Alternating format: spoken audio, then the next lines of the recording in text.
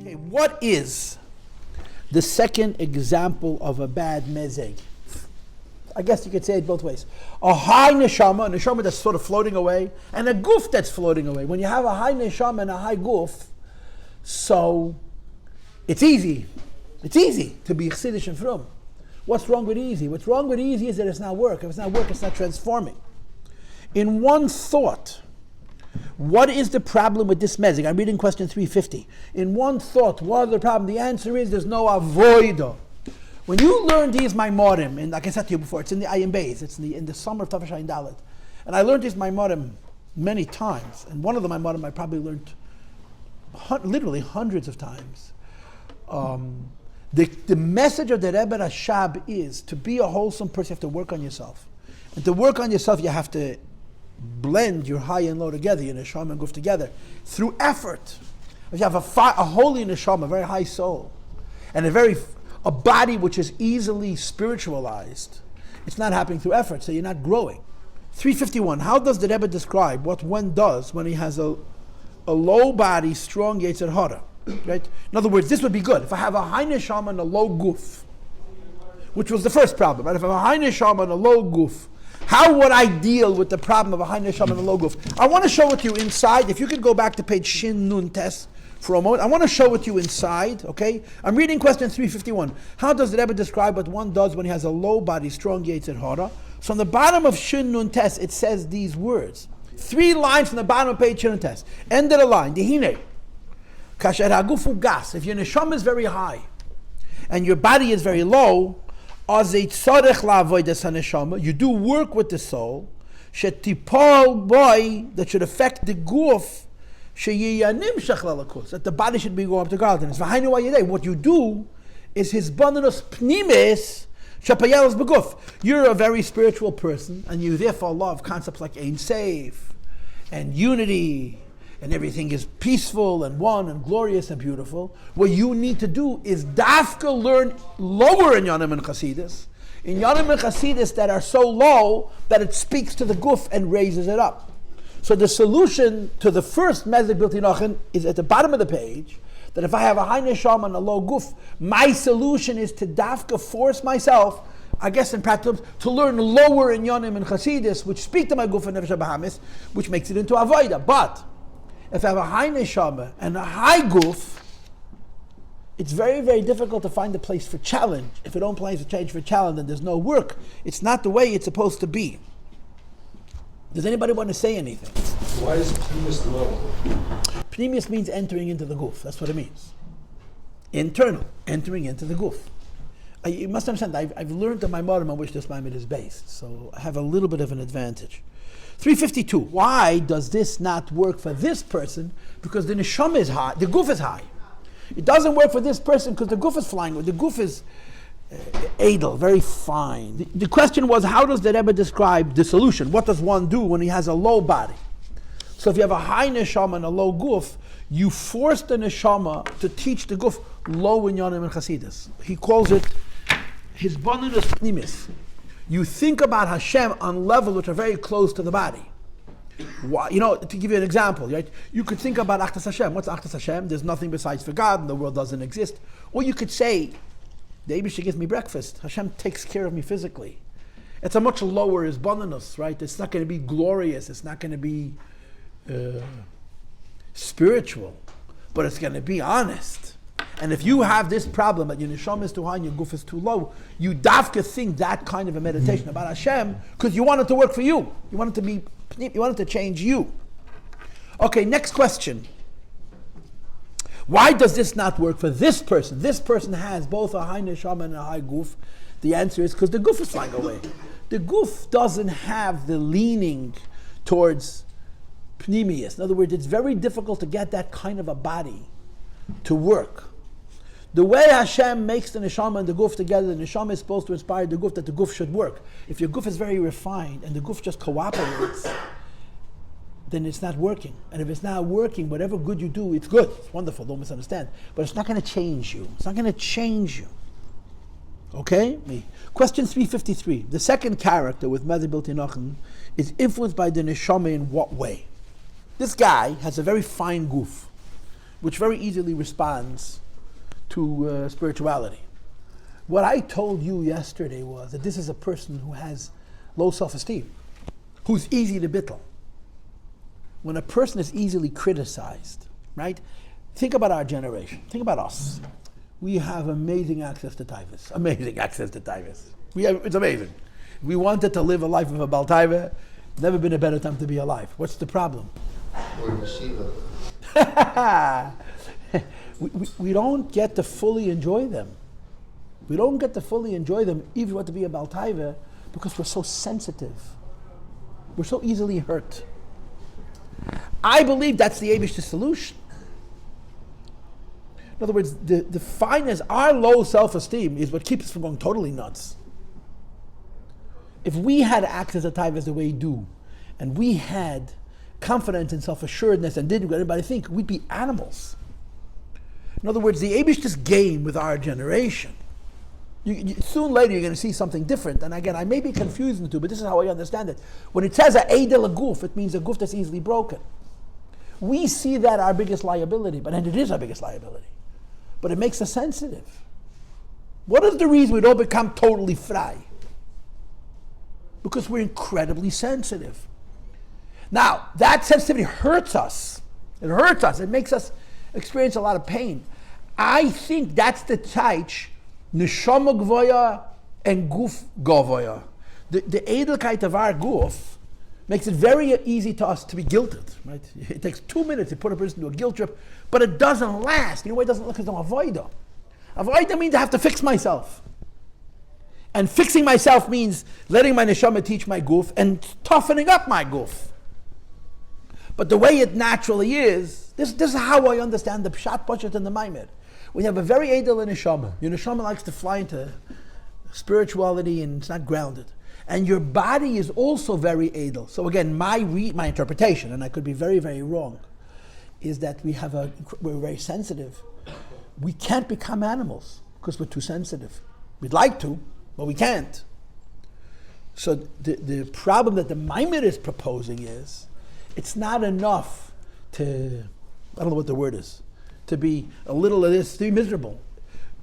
What has to happen is we have to integrate ourselves. We have to use our neshama to strengthen our guf, to make ourselves stronger and tougher, but to strengthen our guf in such a way, not that we should become bigger balei taiva, but we should strengthen our guf, that we should see how our relationship with the Eibishter is good for us, is the right thing. And it has to happen through Avoda. When you have an Eidel and Neshama and Eidel and Guf, the Guf ends up serving Hashem without the Neshama's influence, and then it's not Avoda. So if it's not Avoda, it's never fulfilled, it's never happy, it's never complete, it's just guilt, almost. So that's what the answer to this question is. Question 352, why does this not work with this person? Because the Guf is so Eidel, that the Guf is not being changed. The Guf is just being itself in a like I said, in a guilt-motivated way or in a spiritually motivated way, but there's no work on self. There's no work on self-correction. That's how I understand it. Now, again, maybe I'm making a mistake, but this is how I understand it. So now, 353. This second character with Meziga, bilti, Nachon is infant Neshama in what way? So the Rebbe uses the word his oiderus. It's on page Shin Samach. The Rebbe says the word his oiderus. He says like this, top of the page. But it's his bondness close to the Chmakif. Your neshama wakes up your guf, but not by getting into things. It takes by verbringen. Guilt. He wakes up the guf, and he uses the word klolis. In other words, there's no real learning, there's no real processing, there's no real internalizing. It's just basically, right? How many times have you heard me say that basically is a bad word? This is where it's written. It says in this Maimer, klolos. Klolos is the Hebrew for basically. And if you want to read basically, ba'ariches, in other words, I've been saying this for years. I didn't make it up. It says in Eted. There's a Hemshech Rebbe Rashab called Eted, which is a masterpiece. And he says one of the differences between Kedusha and Klippa is that Kedusha has to break everything down to its little nitty details, and Klippa generalizes. Basically is Klippa. Let's read. Let's do it in order, okay? The second character, I'm reading 353 again. Meziga bilti Nichona is influenced by the Neshama. In what way? He wakes up the Guf, but doesn't educate the Guf. Once he wakes up the Guf is on its own. And again, in my imagining, it's like a guilt trip out of Fabrengen. A guilt trip out of Fabrengen works, but it doesn't work because you're working on yourself. It works because it breaks you. But the Neshama and the Guf, the spirit, the mind and the heart, the spiritual and the material are not integrating. So isn't the body high? Yeah, but how does it show itself? How does the high of the body show itself? Like, It's sensitivity. right. I think it's sensitivity to low level. Like low confidence, low. Okay, that's an interesting observation. I'm saying that the source of the low self-esteem is the sensitivity. Yeah, the symptom is, the reason is the low self-esteem because we haven't worked on ourselves. But the source of self-esteem is we're very sensitive. You know, imagine a person who doesn't have skin. You touch him, ow! Or we have skin, the skin protects our nerves, right? If we have no skin, if we touch it, we're incredibly sensitive. We have, you know, there's what they call it a spectrum, right? There's a very, very, very big reality of children, many children who are on the spectrum, what they call autism, right? Autism is a very, very, very dynamic illness. There's so many different versions of it and forms of it, but it's called a sensory illness.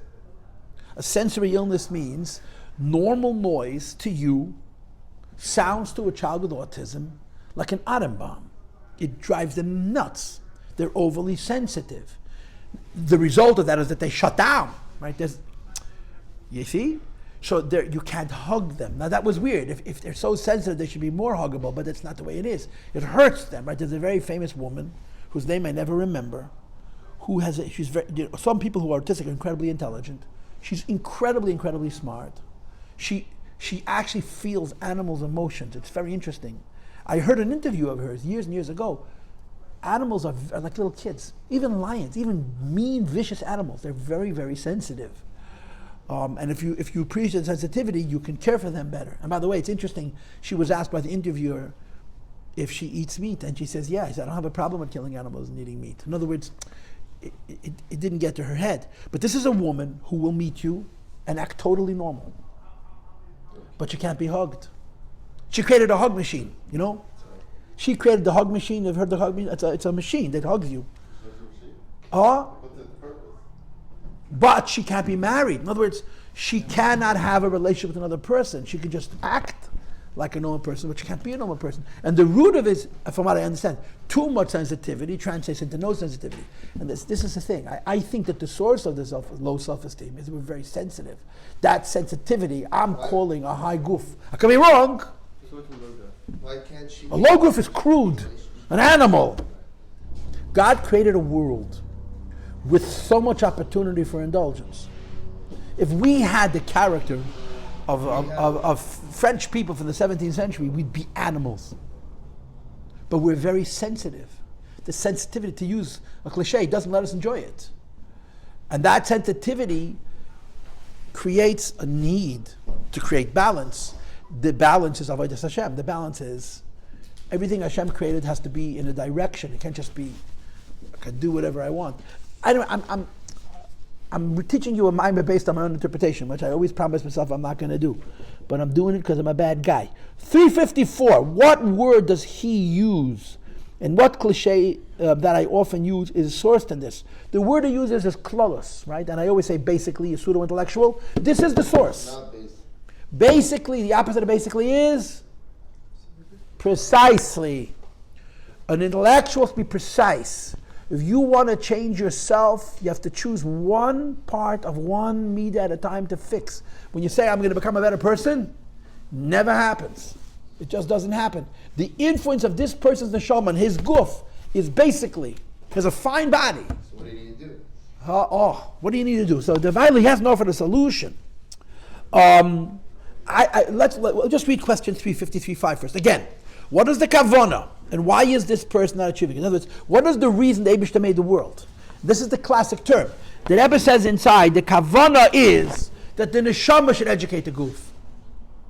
And the guf should bring the neshama down. Meaning, the kavana is Hashem created us with a spiritual side and a material side, and each one needs to go against his nature. The neshama has to come down, the guf has to go up. If I have a Meziga, if I have a good blend My neshama doesn't fly away. It comes on into my guf.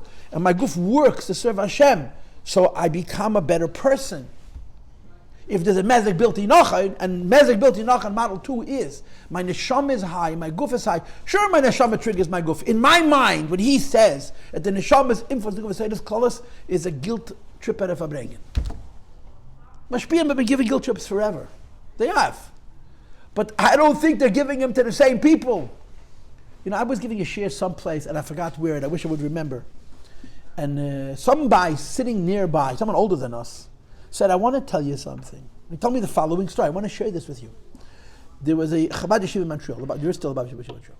The Chabad Yeshiva in Montreal, for many, many years, was the place to go. All the Chassidish Abacharim went to Montreal. The Rebbe sent Bachas Montreal. Boys who were living in New York, the Rebbe sent to Montreal to learn. It was a beautiful environment. It was away from the noise, and there were some incredible personalities. There was a Yid named Isaac Shvei, who was Rabbi Shvei, our former Rav's brother. He was an extraordinary man.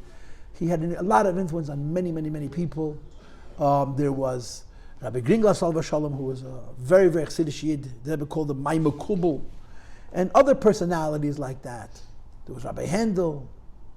So Rabbi Gringlas was a Polish. He came from Poland, and he was a very, very Chassidish. He was incredibly frum. His frumkeit was not normal.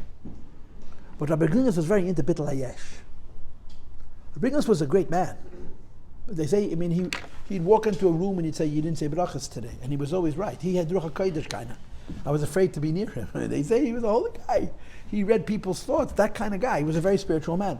But he was very into Bittul Hayesh. He was always putting himself down. He was fabrenging with the Bachrim. And he was doing his Bittul thing. And the Perek Four was sitting there. Perek Four was older than Rabbi Gringlas. Perek Four was Russian. Perek Four learned in Teimchet in Lubavitch. Right? Rabbi Gringlas learned by the students of the Baruch of Lubavitch, by the Baruch Peilish and Baruch Friedman and others. But Perek was a lot older than Rabbi Gringlas. And he passed away a lot before him. Rabbi Perek passed away in 1982. Rabbi Gringlas passed away in the last 10 years. He lived till almost 100, but nevertheless. And the Perek is watching Rabbi Gringlas, he's just beating him up. And this is bit, and believe me, Rabbi Gringlas was not he didn't have bad midas. He put himself down more than he put anybody else. There was a self-effacing. My father said he had a great sense of humor.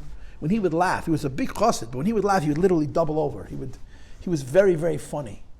But he was very cynical also in a way, So the Perek is listening. So Perek says, he dropped him in front of all the Bachrim. He said, I want you to know, I learned in Tachlim in Lubavitch. It was a big yeshiva, Tachlim in Lubavitch had hundreds of Bachrim. They were not Mavatl Bachrim. They didn't put them down. They didn't tell them they're bad. In our mind, you imagine every Fabrengen in Tachlim in Lubavitch, Mashpiyah says that you're Grab Jung, you're Oizfraf, you're Chazer, you're Baltaiva. He says, that's not how it was. They built the Bachrim up. He says, the ältere Bachrim, for some gehalten Bapnimis. In other words, if you were in your 20s already, and you were also involved in Avoda Hashem, involved in Yonah Pnimiyim, there would be private Fabrengens where the Mashpiyim would speak with that kind of Chabad Russian brutality, You read about the Friedrich of Fabrengens. And the Friedrich of Fabrengen with Bachrim before he was an Rebbe, it was scary. It was like brutal. But they were not open to all the Bachrim. He would choose who he wanted at the Fabrengens. He says they were not Vatal Bachrim. And the easiest thing to do as a Mashpiyah is to be Vatal Bachrim. The only thing you can say to a Mashpiyah as a Vatal Bachrim is, don't be a hypocrite. If you're going to hold it against a certain Bachar that does this wrong, this wrong, this wrong, first take a look in the mirror and decide if you're those things, But to break people is very easy. And in our generation, all you got to do is look at a person funny and you broke them.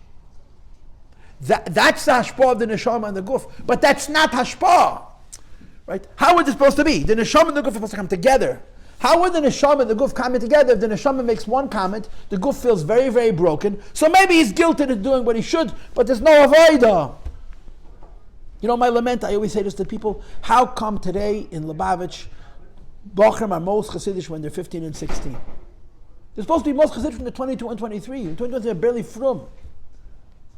The answer is because there's no Avoda. When they're young, kids are young. I don't know each of you, but I'm going to assume that there was a point in your life when you had this idea of being ideal, and you ran every day to the mikveh, and you were very good, and so beautiful.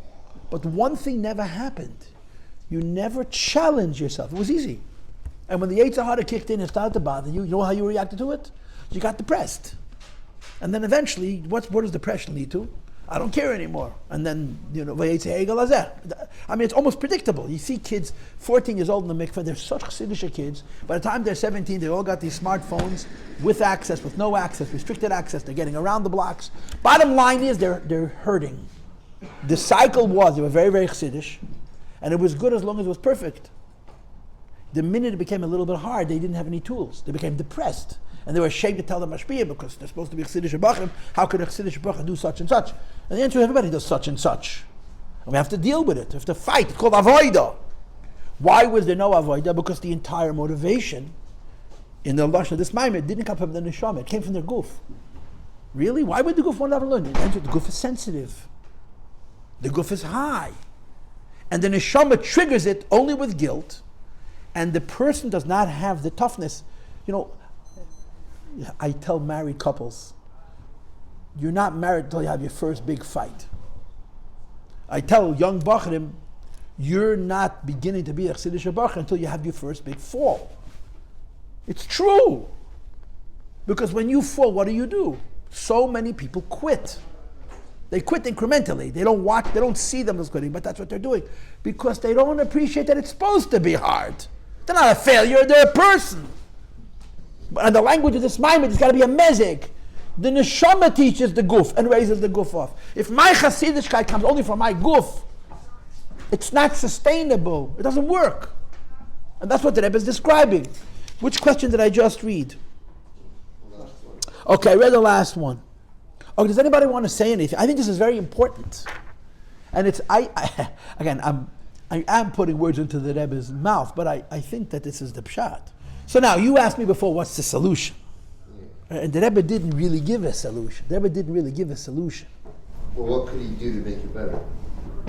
If you have a Eidel and Neshama, I know for my own self. Because I believe it or not, I'm a sensitive person. Maybe I'm not sensitive to others, but I'm very sensitive. We're all sensitive. And this sensitivity steals our toughness. And in the Elam you have to be tough. You want to get through this world, you have to be tough. I don't know if this is an answer to this question, but I'm going to make a statement. The Tanya offers two ways to Beinani, right? Tanya offers two ways to Beinani, right? Number one, the long, short approach, which is an intellectual approach. You learn, you think, you feel, and you control yourself. And the other one is the short approach, right? You arouse your neshama by thinking about death, basically. Think about Mesidus Nefesh, right? I think that Rebbe has a third solution. I don't think it's an easy solution, but it's a workable solution. The Rebbe's solution consists of two things.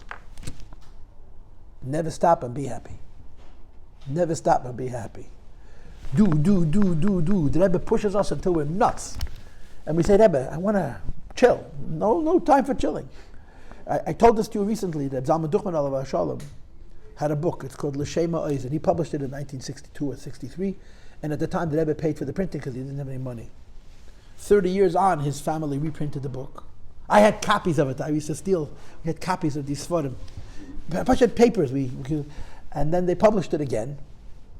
And when they reprinted, they put in a lot of additions, Hisafis. And the additions, you see the Rebbe's corrections on the Sefer. He wrote certain stories that the Rebbe took out.